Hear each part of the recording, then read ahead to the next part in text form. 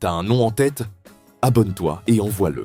Ici, chaque abonné a le droit de choisir la prochaine personnalité qu'on démonte, avec élégance. Bienvenue dans 90 secondes chrono.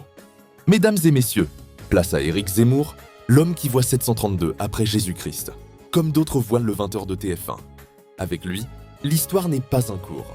C'est un champ de bataille, et il est en croisade permanente contre la modernité, la grammaire inclusive et toute personne ayant bronzé plus de 3 jours.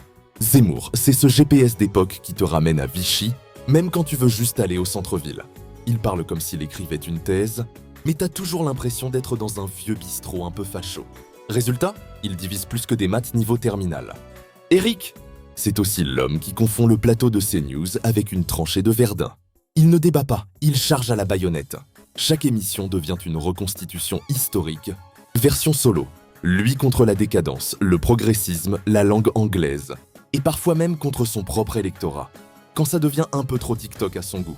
À ses yeux, la France a raté sa chance après Napoléon. Et encore, le premier, parce que le second, c'est déjà trop woke. Zemmour, c'est l'homme qui pense que la France est un musée, et lui, le gardien de nuit.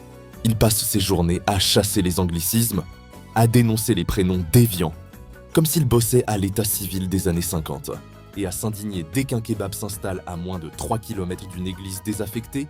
Et quand il parle de grands remplacements, t'as l'impression qu'il soupçonne même sa machine à café d'être infiltrée par du quinoa. En vrai, Zemmour veut que tout redevienne comme avant. Sauf que plus personne n'a envie de revivre en VHS. Pendant que la planète parle climat, IA ou inégalité, lui, il est encore coincé entre Vercingétorix et De Gaulle.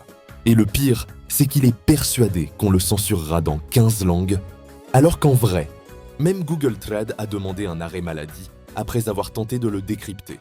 Et vous pensez qu'il finira par changer de logiciel? Ou il préfère encore envoyer des pigeons voyageurs plutôt que des mails?